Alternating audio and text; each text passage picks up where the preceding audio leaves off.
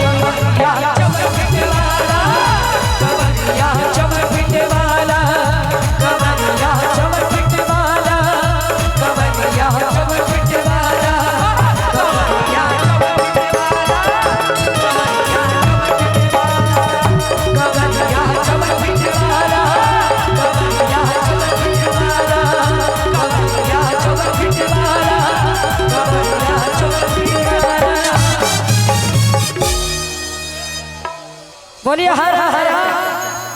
Hello थोड़ा सा आवाज बढ़ाइएगा भैया हल्का सा।